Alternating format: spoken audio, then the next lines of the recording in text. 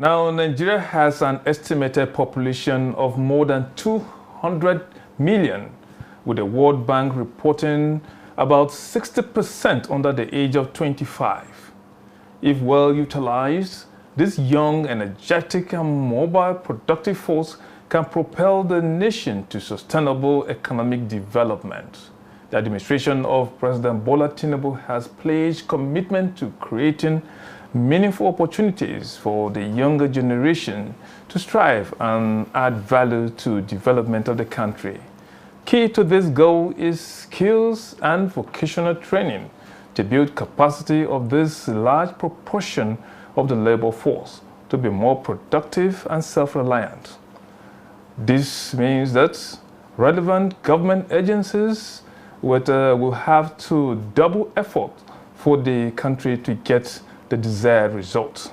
On the spot this week, we'll engage one of the institutions responsible for enhancing technical skills and promoting professional manpower for the development and sustenance of the nation's economy. I am Joseph Otem. Welcome to the program.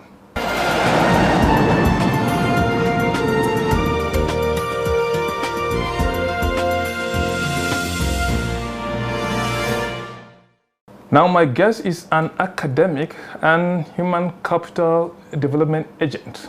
He holds a bachelor's and master's degrees in chemical engineering from the Ahmadu Bello University, Zaria, as well as PhD in energy engineering from the University of Newcastle upon Tyne in United Kingdom. His services are captured both at national and international institutions, including Usman Danfodio University, Kaduna Polytechnic, Ahmadu Bello University, University of Malaya, Kuala Lumpur, that is in Malaysia, and University of Johannesburg, South Africa. In 2006, he was appointed Professor of Chemical Engineering by the University of Maiduguri.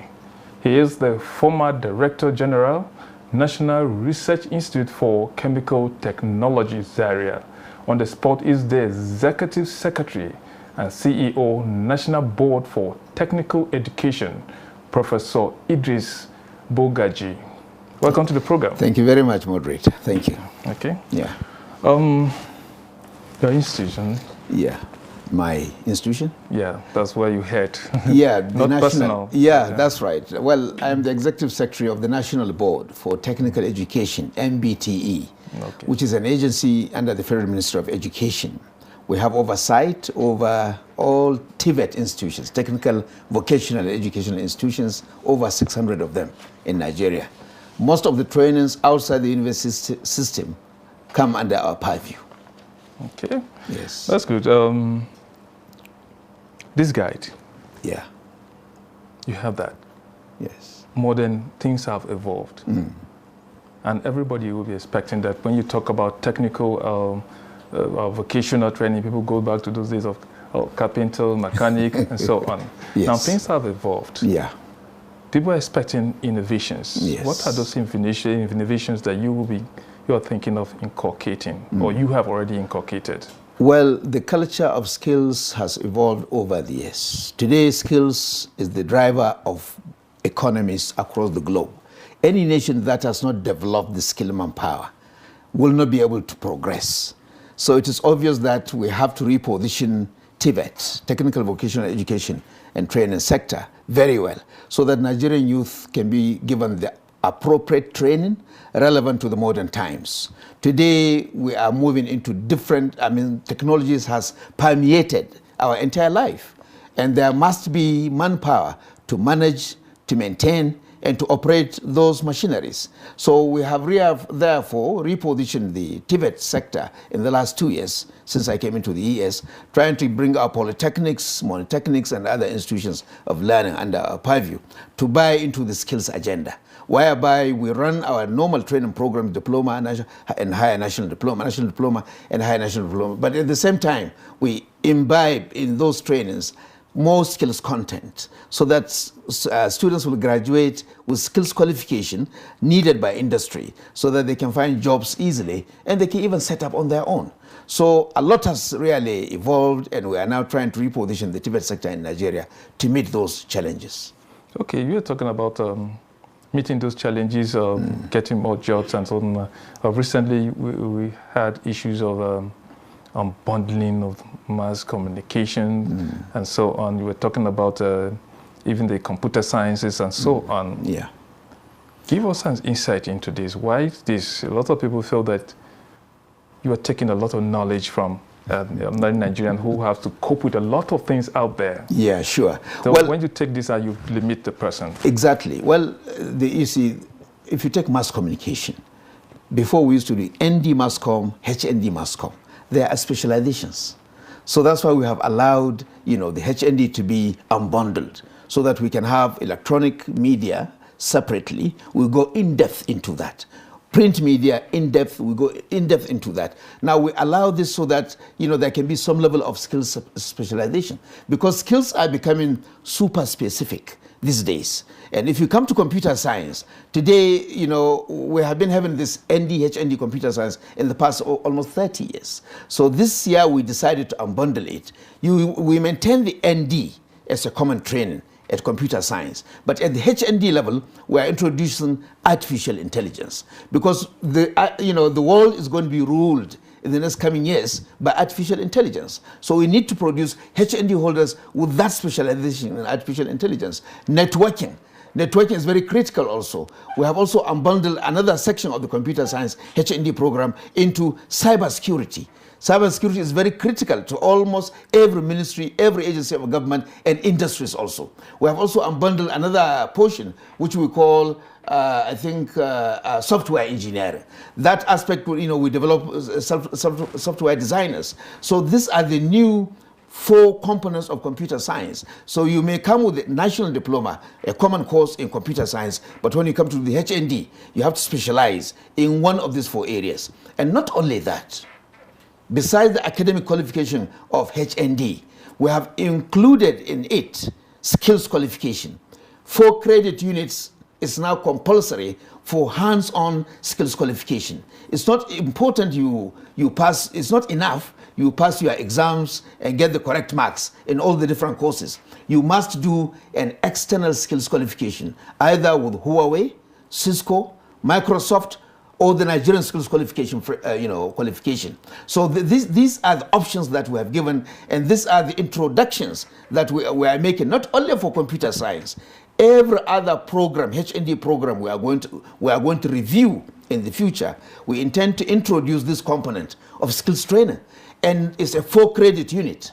If you do not pass it, you will not graduate, just like your final year project. So students, besides the academic work, have to go and learn skills. The reason is simply because the global players today, when they are employing young people, they are not asking them for paper qualification. They are looking at their portfolio, especially in ICT. Nobody will ask for your degree or your diploma. They will be asking for your portfolio. What applications can you run? What skills, hands-on skills qualifications do you have? What certification have you gotten from Cisco, Microsoft, Huawei, and other key players? So these are this is what matters in employment. And that's why we are now repositioning the curriculum to fit with the requirement of the industry. And Nigerian youth, we should prepare them for the global world market. There is a lot of opportunities outside Nigeria. So we have to upgrade our training to meet international standards. So that's why we are moving in this direction. And we hope other courses, not only computer science and mass comm, all other courses, engineering, sciences, environmental studies, we are going to come gradually, review the curriculum, increase the skills content, place in this 4 credit unit, whereby somebody has to go and earn a skills qualification. If you are doing a HND in engineering, mechanical, civil, whatever you are doing, chemical, you have to bring us a qualification in a skill. Civil engineers can go and do POP or tiling or iron bending. Let them have skills qualification in that. If you are doing environmental studies, you can go and do the relevant skills qualification. Health and safety qualification is another one that we are introducing, because a lot of the key infrastructural interventions in this country, the contractors are even asking for health and safety certification. So all these are new introductions that we are trying to introduce into the system. Our main challenge is funding. There is no adequate funding to review the curriculum. The NUC recently, they reviewed 100% of their curriculum. I'm still asking them, where did they get the funding? We didn't see it in their capital budget. Okay. They were able to source money somewhere, and they don't want to tell us how. Okay. So we're asking, we're asking government to come to our aid so that we can be able to get better budget in order to review Nigerian curriculum, so that we can produce manpower from polytechnics that will be needed by the current skills, economies of the world. Okay. When you assess your own, you just talk about funding. When you assess your funding and then you now look at it, it seems as if you are biting more than you can chew. But let's say it sounds so laudable. Yeah. But when you look at it, the policies are there. You'll be revealing the curriculum and so on, introducing new courses and so on. Now, something have to deal with it. You must have the manpower on ground to do that. Yeah. You must have facilities on ground to do that. Yeah. When you go to most of our technical schools, this manpower and the equipment are not there. Yeah. Did you think of this before coming up with all this? Well, for instance, you're talking about artificial intelligence. Yeah. I agree with you. How do you go about that? We have understood that there are some challenges on the ground. The capacity of the polytechnic lecturers to deliver on these courses needs to be upgraded. We agree with that. It's a challenge that we are ready to face. I have already written to the stakeholders, NCC, which other agencies, NIDA, and one or two others, asking them to come in to help us upgrade the capacity of the polytechnic computer science lecturers through online courses, through whatever other facilitations that can be provided. We do understand that it's need to upgrade these facilities. TETFund is doing also its best to help the polytechnics with the little allocation being given to us, to upgrade the the capacity. We agree capacity needs to be upgraded. We agree equipment in the laboratories need to be upgraded. There are gradual, improvements from interventions. The only thing is government needs to make more interventions on TVET, because TVET, President Tinubu has made TVET his fourth pillar. So we don't want this thing to be in theory. We want to see it in practice. Let us see the next year's budget, how much is being invested into TVET. If TVET is to become a pillar of this administration, more money must be funded to improve on the facilities in our polytechnics, to improve on the capacity of the lecturers. And the technical colleges are in a very horrible state. Today we have over 15,000 secondary schools, senior secondary schools in Nigeria. We have only 126 that are technical colleges. Polytechnics are supposed to take their input from technical colleges. But we have abundant technical colleges. All these 126 were established decades ago. No new ones were being established. Even the existing ones, most of them are in poor state. For example, if among the 21 federal technical colleges, only one has received accreditation from MBTE. All the remaining 20 failed. We visited them on accreditation, and all of them failed, except one. Even that one in Kafanchan, they only got accreditation in carpentry. That's quite a lot, but in carpentry, which is very unfortunate. It's quite a lot, but we'll hold on there. We'll hold on there and go for a short break. Okay. We'll return shortly. I think there's still a lot to talk about. Thank you very much. Okay, stay with us. We'll go for the short break and return.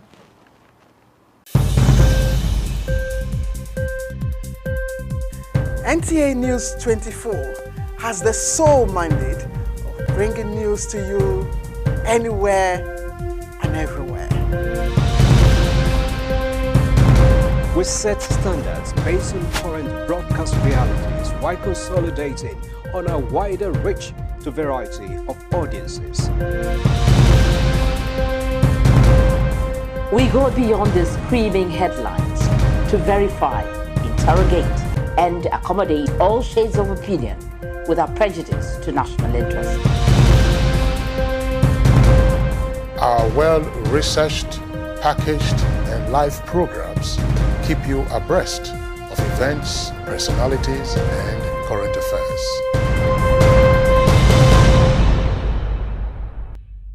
Okay, welcome back to On the Spot with Executive Secretary and CEO, National Board for Technical Education, Professor Idris Bugaji. All right. It's a pleasure. Okay. So, now, okay, let me allow you to ask the questions before I answer. We're talking about, I know you wanted to talk so much about the technical colleges. The vulnerable stages at the technical colleges. No one is in doubt of that. Many people go on. That's why I was wondering when you were talking about all these innovations and so on, I was just wondering how would this take place? We are determined to turn around. How would this take place in Yes. You also had there's the top-up program for national national diploma holders. Yes. Give us an insight into that. Yes, this top-up program is meant for HND holders who want to pursue academic career. At the moment, if you take the polytechnic system, it has been dominated by university graduates, not only in administration, but even in the academic activities. If a university lecturer graduate comes, he's given assistant lecturer straight ahead. He would enter the class, start teaching. If a HND holder comes, even if he's first class, he is not recognized as an assistant lecturer. And this is because of the kind of the training you have undertaken. Not at all. Preparing you towards that. Not at all. This is what we call prejudice against the HND holder. Because the polytechnic system, the best product is the HND holder. So the HND holder with a first class or upper credit should be allowed to come as lecturer. He understands the system, he has passed through it. How can somebody from the university who has never gone through that process come and have overlordship over him? So this is a very unfair system. So that's why we appeal to government. The new scheme of service for polytechnics should admit HND holders as assistant lecturers. If we want to help university graduates, it's not their system. We can allow them to come in also as assistant lecturers, but not the other way around, that HND holder should be a technologist in his own system. It's very wrong. So that is the foundation of the whole problem. Secondly, in the public service, there is this dichotomy, unnecessary dichotomy, a sign of our underdevelopment, in fact, that the HND holder is not allowed to rise to the highest level. He cannot become a director in a ministry. He cannot become the permanent secretary. He cannot even become the head of service. Why? Before he reaches any higher level in this public service, he normally goes for different courses, like his degree holder counterpart. So why should we create this segregation? Allow them to progress. They would have additional qualifications, and with his HND, he should be allowed to reach the highest level. So the point, the solution to this, at one time, there was an effort by the National Assembly. They brought a bill to remove the dichotomy, but unfortunately that bill is yet to be signed. Now we have to create a path for progression of HND holders. When you finish your HND and you want to pursue a career in academics, the present arrangement is go and do a PGD. After that, master's PhD. And when you come back, and you want to go to the university, they will ask you, where is your first degree? So they are excluded completely. So for that reason, we felt PGD is not the solution for progression. I have taught in Southern Africa, in University of Johannesburg, as you have mentioned. And over there, we have a national diploma program for 3 years. You come and do 1 year HND, and then you do 1 year top up to get your B technology or B engineering honors. They call it honors here. That's equivalent to our BSc honors here, or B-Eng honors. So that's the arrangement in South Africa. If you go to Portugal, it's one of the European countries that allow Nigerian HND to go and register for master's straight without doing the postgraduate diploma. So the arrangement we're making is just borrowing what they are doing in South Africa. So we said, let us now allow HND holders to do 1 year top up. How do we do that top up? We have developed a software. We have uploaded all the curriculum content of HND, of Nigerian polytechnics, into that software.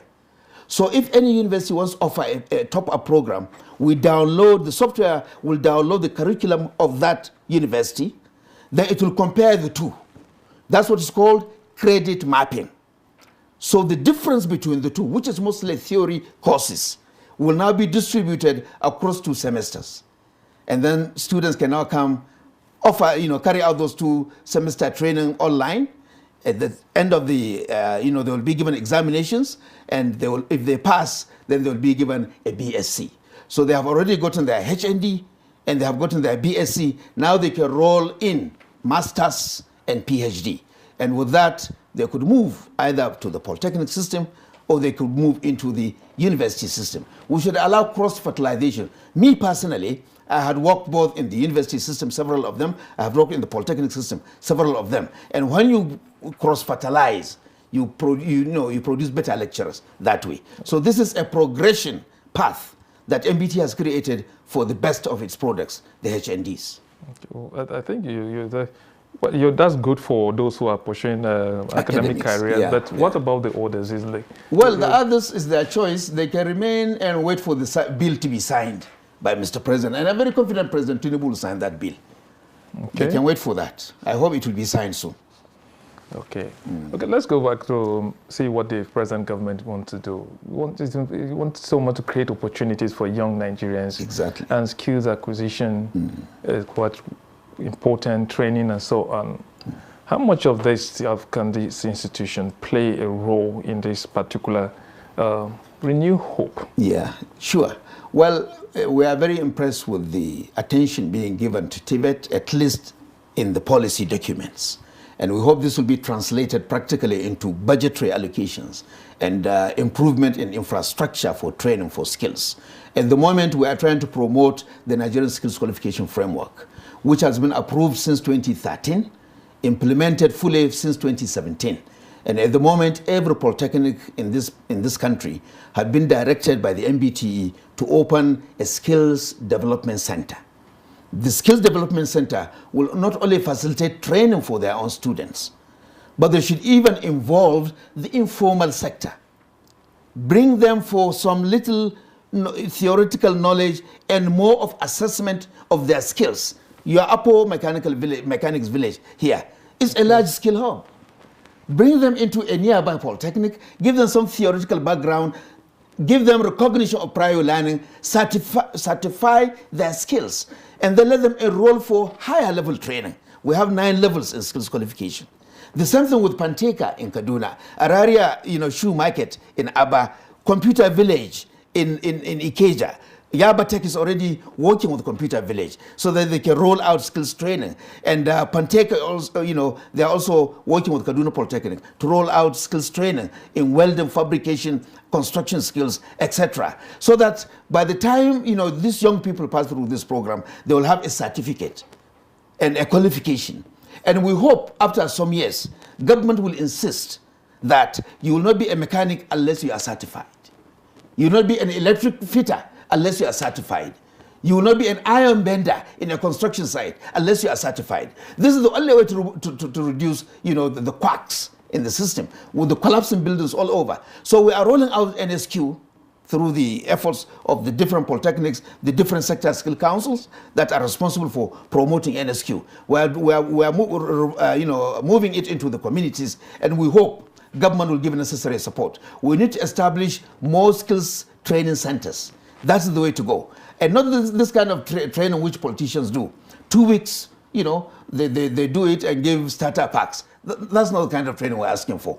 There is already, national occupational standards for different skill sets developed by the MBTE. So those standards should be applied. They have been developed by industry, under the supervision of the MBTE, and would like, anybody who wants to do the skills training program to come to the MBTE and take these national occupational standards and apply them in his training program, so that the trainees at the end, the learners at the end of the training program will have a qualification that can be accepted, not only within the borders of Nigeria, but even beyond.